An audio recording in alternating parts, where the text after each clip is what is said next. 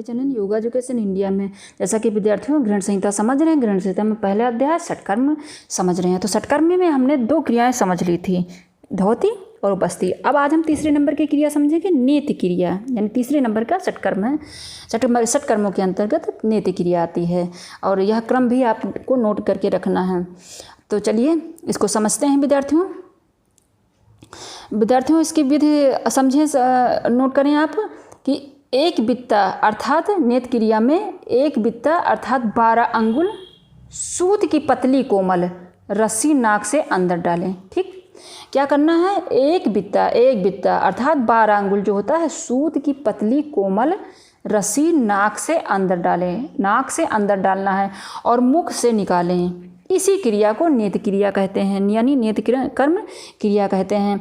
तो विद्यार्थियों और ये जो है सूत की ही पतली कोमल रस्सी बताई है ग्रंथों में, लेकिन सामान्यतः और आज क्या यूज करने लगे, आज रबड़ का यूज करने लगे हैं, न जाने क्या क्या यूज करने लगे हैं। तो वो सारी जो है केमिकल, उसमें रबड़ वगैरह में केमिकल होता है, वो नुकसानदेह भी होता है।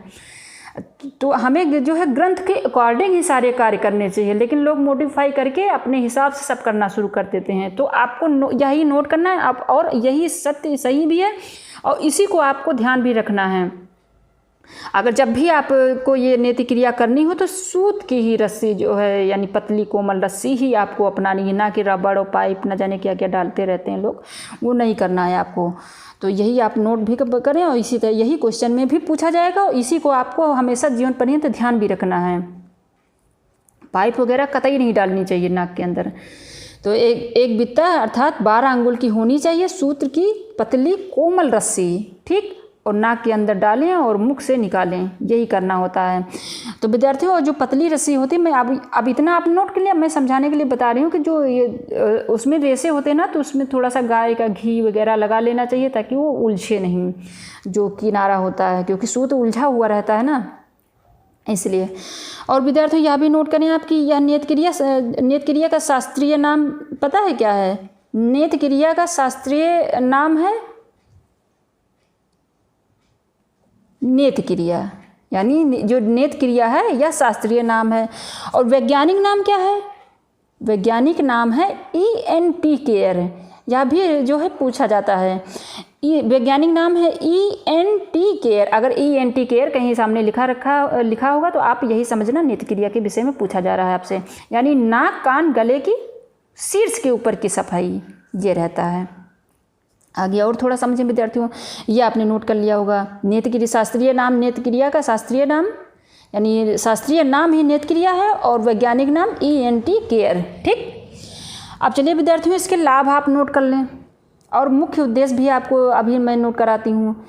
लाभ विद्यार्थियों जो ग्रंथ के अकॉर्डिंग है, नेत योग क्रिया की साधना से साधक खेचरी सिद्धि को प्राप्त कर लेता है। ग्रहण संहिता में क्या बताया गया है, इसका चंडकपाली राजा को ग्रहण ऋषि क्या बताते हैं कि जो नेत क्रिया में निपुण हो जाता है, जो सफलता हासिल कर लेता है, जो सिद्धि प्राप्त कर लेता है साधना से, साधक खेचरी से उसको क्या प्राप्त हो जाता है? खेचरी सिद्धि की उसको प्राप्ति हो जाती है, यानी खेचरी सिद्धि प्राप्त कर लेता है और कफ संबंधी रोग नष्ट होते हैं। दूसरा पॉइंट, कफ संबंधी रोग नष्ट होते हैं, दिव्य दृष्टि उत्पन्न होती है। इसमें 3 चीज़ें बताई गई हैं कि खेचरी सिद्धि प्राप्त होती है, कफ संबंधी रोग नष्ट होते हैं और दिव्य दृष्टि उत्पन्न होती है। इतना बताया विद्यार्थियों। और थोड़ा विद्यार्थियों आप नोट कर लें, मुख्य उद्देश्य इसका क्या है, या तो ग्रंथ के अकॉर्डिंग हो गया विद्यार्थियों, ठीक, इतना आपने नोट कर लिया। लेकिन इसमें भी क्वेश्चन, मुख्य उद्देश्य में से भी क्वेश्चन पूछा जा सकता है, या मैं आपको बताती हूँ कि मुख्य उद्देश्य इसका है कि शीर्ष प्रदेश खोपड़ी के क्षेत्र की सफाई, ठीक, इसको गले के ऊपर की सफाई का नेत क्रिया द्वारा होती है और आंतरिक नाड़ियों को संवेदनशील बनाने में सहायक है। एक पॉइंट तो ये हो गया शीर्ष प्रदेश की, और यानी कि खोपड़ी के क्षेत्र की सफाई और आंतरिक नाड़ियों को संवेदनशील बनाने में सहायक, और साइनस ग्रंथ की सूजन में कमी। विद्यार्थियों आज जो है 70% लोग और इससे ज़्यादा भी परसेंट लोग साइनस से जो है परेशान रहते हैं, साइनस यानी उनको प्रॉब्लम क्रिएट रहती है। तो अगर नेत क्रिया करेंगे तो उनको काफ़ी लाभ प्राप्त होगा। लेकिन किसी की देख रेख में ही करना है, अपने आप नहीं करना घर में। तो साइनस ग्रंथि की सूजन में यानी कमी होती है, और जो बढ़ी हुई हड्डी होती है नाक में, बढ़ी हुई हड्डी की कमी होती है, यानी कि उसमें भी सुधार होता है। और कब नहीं करना है आपको, जब सर्दी जुकाम में नहीं करना। जब सर्दी जुकाम हो यानी उसमें नाक वगैरह भरी रहती है, नोज में यानी कि मल वगैरह भरा रहता है, मलों को तो दूर करते हैं हम सत्कर्म, लेकिन जो उसमें भरा रहेगा तो नेत्र क्रिया सही से नहीं कर पाएंगे। तो सर्दी जुकाम में नहीं करना है। जब ठीक हो जाएगा, थोड़ा न सही हो जाए, यानी पहले नाक एकदम अच्छे से साफ हो जाए, इसीलिए साधारणतः लोग जल नेति की बता देते हैं कि जल नेति करेंगे तो नाक की सफाई अच्छे से हो जाती है, लेकिन हमारे ग्रंथों में केवल सूत्र नेति ही विद्यार्थियों को बताया गया है।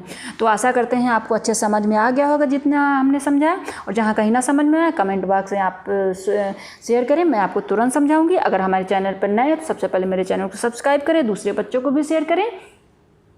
तो धन्यवाद विद्यार्थियों।